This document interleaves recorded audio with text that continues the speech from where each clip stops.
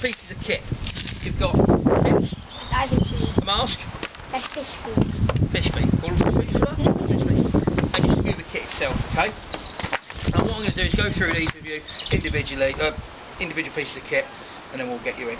So the first part are a set of fins. When we're diving, fish feet. Oh, okay, that's good, I like it. We don't use our arms to swim at all. It's all done with the legs and feet, okay? Release on your feet, keep your legs nice and straight, make nice, big, slow, steady movements. Okay? It's very, very tempting when you first get in to start bending your knees and flap like crazy. Okay? Everybody wants to do things very, very quickly. Here's the good news, divers are naturally lazy, okay? We don't like hard work and we don't like stress. So everything we do is about being nice and relaxed, nice and slowly, okay? So just say big, slow, steady movements, down.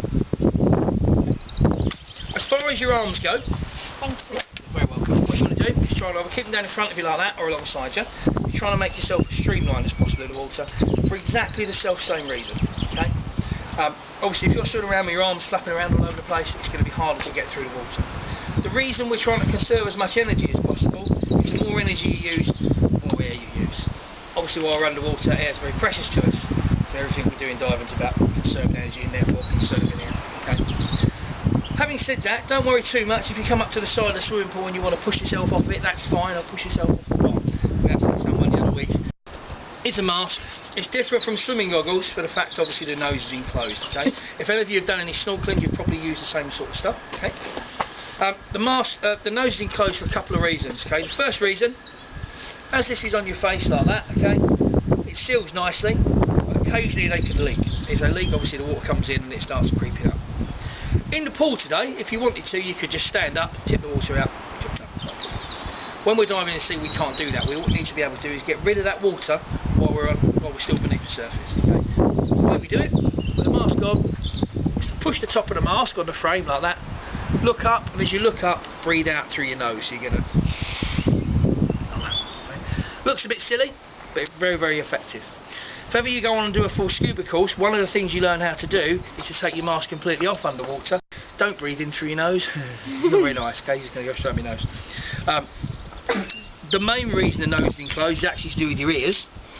If you imagine that's your eardrum, as you're underwater, as you go deeper underwater, the pressure starts bending your eardrum slightly like that, okay? So, the deeper you go, the more it bends. Our swimming pool here is 1.5 meters deep in the deep end, so you might just feel it in the bottom of the deep end today, okay? The important thing is you do something about it. Because the pressure's doing that, what we need to do is get the eardrum back straight again by doing what we call equalise. And the way we do that with a mask on, pinch your nose, put the mask on like that, pinch your nose like that to block your nose, and then blow gently against your nose as if you were blowing your nose. Just try that now for me. Pinch your nose, blow against it, like that. Yes, it does. You should be able to get both ears to pop. Have you all flown before? Yeah. Same thing you would do in an aeroplane when the pressure changes, but obviously it's a lot quicker in the swimming. Today you're going to walk away from here with a really nasty earache. Okay? It's not deep enough for you to do so any real damage in the swimming pool, but you will end up with a really bad earache, which I'm assuming nobody wants. No. Not the kind of souvenir you want to take home. Is there Okay? any other way? You can pinch your nose and blow against it. Either way, your ears need to pop. Okay? Yeah, whatever suits, as long as it's working. The important thing is if you get down to the deep end, you feel the pressure, you go to equalise, and you can't, don't stay down there.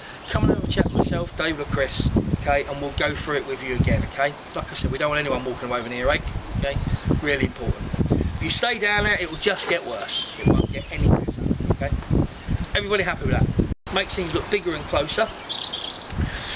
Quite funny today, you're just swimming around the swimming pool, look at your hand, it will seem quite large, or if that's the side of the swimming pool, you'll go to push yourself off the side and it'll be a little bit further away than what you think it is.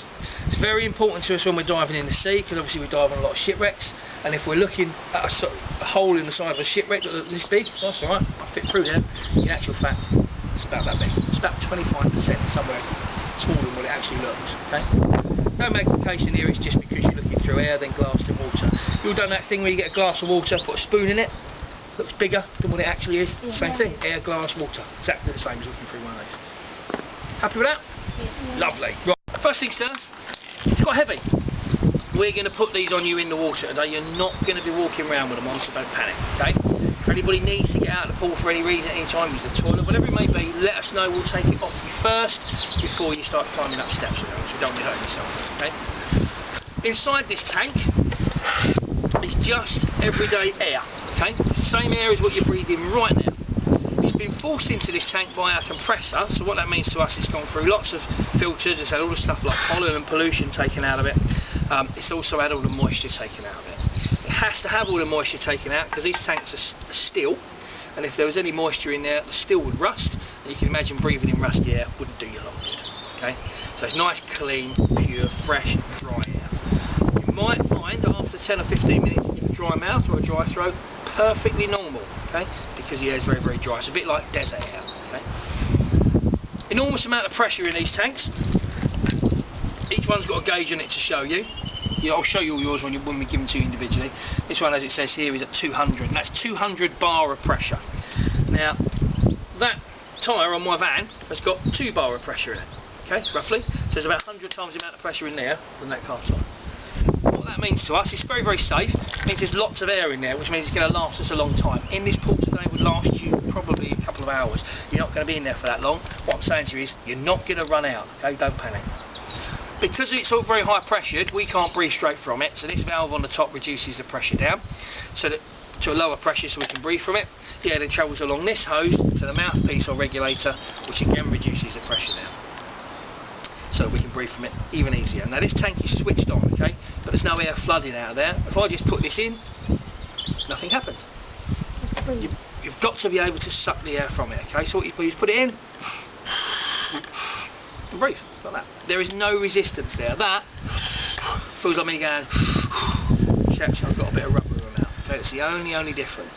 Yeah. They can never ever be hard to breathe from. They're designing such. It was invented by a guy called Jacques Cousteau back in the 50s. And the way they work then is the way they work now. It's a very, very simple piece of equipment, one moving part. Okay. As you breathe in, valve opens, you get air, breathe out, it stops. Really, really simple. Okay.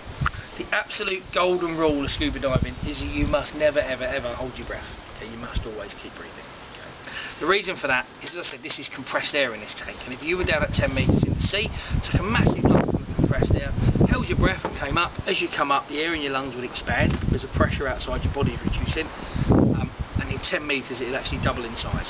So therefore your lungs would double in size. Not good. Okay. It's not 10 metres deep in a swimming pool. Don't panic. Okay, it's something we have to tell you about. Now, I've been chatting on air for about 10 minutes or so, and no one's gone blue yet, so I presume no one's holding their breath. If you're not holding your breath here, don't do it in there, okay? It's kind of the golden rule of everyday normal life, is keep breathing. That shouldn't change when you put scuba gear on, okay? Just keep breathing. Happy with that? The big difference between this and everyday life is that as I'm talking to you now, I'm breathing in through my nose occasionally. You can't do that today. Not when you've got this on, because if there's any water in the mask, it will go up your nose, and if there's not, the mask will squeeze on your face, and all in all, not pleasant. You must breathe in through your mouth, okay? When you breathe out, you can either breathe out through your nose to clear your mask, or if you breathe out through your mouth, all the waste gases come out of each side. Okay? So the bubbles coming up around you, it's a bit weird. When you first get in, those bubbles are flying around your head, but you'll soon get used to it as you start swimming along, okay? They just trail off. Okay? Happy with that? Jacket, which is going to hold it on your back. It's a bit like a life jacket. It's called a BCD, a buoyancy control device. And that straps around you, and this is your control. And we'll show you that. One individually will show you what does what. And there's 2 buttons, okay? One there and one there. They've all got 2 buttons. That one there, if I press and hold it, we'll inflate the jacket like that, okay? And with that strapped around you, Water coming out of it. yes, there's a little bit of water in it, okay? That's going to float you head up, nice and safe on the surface, okay? That's my fish. Now, it's really important today, when we're in there, in the shallow end you'll all be able to stand up, brilliant. When you get up to the deep end, you won't be able to stand up. It's important when you come up to the surface, keep this in your mouth, okay, and then make sure you put lots of air in the jacket, like that, and then you can float, okay, you float about this level. If you come up and you take this out and you haven't put air in your jacket, the weight of the tank's not going to pin you to the bottom, but it will. You won't be able to sit there and tread water like you normally can. Okay, there's a big weight on your back. Okay, so you must put plenty of air in the jacket before you take this out. Okay, and even if you're in the shallow end, to be honest, when you come up, what you'll find is these fins are brilliant for swimming. They are absolutely rubbish for standing up in. Okay, so when you come up, whether you're standing up or you're floating, doesn't matter. Keep this in so you know you've got lots of air in the jacket. Okay, you can't put too much air in. If I keep going, there's a valve there, and that lets off any excess air. Okay. So you can't make it go bang, don't worry about that. Oh. You want it to go bang, you want it to go bang. when you want to sink, obviously with all that air in, you're not going to be able to, you're going to be too buoyant. So what you need to do is get rid of it. So obviously with 2 buttons on there, and if that one puts air in, anyone want to guess what that one does? Take it out. Absolutely. That's simple as that. It's crumbly. Okay, so what you do is you hold this up as high as you can and press that button on the end and all the air comes out. Now it's very tempting when people first start to hold it up, a little bit of air out and then try and dive down head first. Remember what I said right at the start? Okay, nice and easy, nice and chilled out, nice and relaxed. You shouldn't have to work hard to do anything. To get to the bottom, what you want to do is with that on your back, just hold it up, press the button, drop down onto your knees first, so you get your feet behind you, and then fall to the bottom. You shouldn't have to swim to the bottom, you should fall to the bottom. Okay? Swim around quite happily. If you find you're dragging on the bottom a little bit, what you're trying to do is become what we call neutrally buoyant, where we're not on the bottom and we're not on the surface. Add a little bit of air back to the jacket, literally that much. It'll bring you just off the bottom a little bit. Add a bit more, bring up a little bit more, let a bit out, it'll drop you down. Have a play with this today. Today's about having a play and enjoying it, okay? You can't break this stuff, it's real roughy, toughy equipment, you're not going to break it, don't be frightened of it, okay? Just remember what I said about your ears, how to equalise your ears, okay? Remember, whenever you're up on the surface, just pump the jacket up before you take this out of your mouth, and most importantly of all, like I said, golden rule of everyday life, Breathe. keep breathing, gang. Yes, it's the way forward. Okay? Emma, I'm not... Yeah, and it's just a normal. It's interesting. It's just a normal breath. Okay, if you get in and go like that, you're not going to sink. All you're going to do is you're going to sit on the surface. You just want to breathe really slowly, really normally, exactly the same as what you're doing. Happy with that? Yeah. Marvellous. We go. Right. We go now. That's it. We're done. You go back. We go.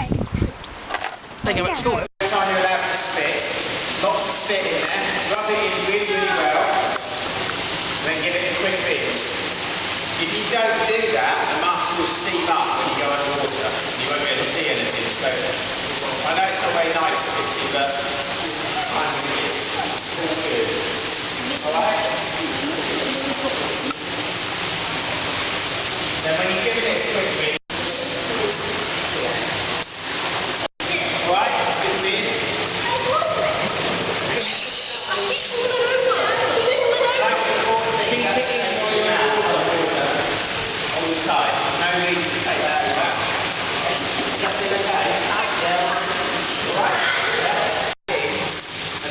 either blow it clear, like that, if you've got air in your lungs.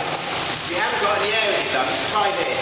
Put the regulator back in, stick your tongue into that hole there that you're breathing from, and then press the big button to touch the regulator. You get a big shot of massive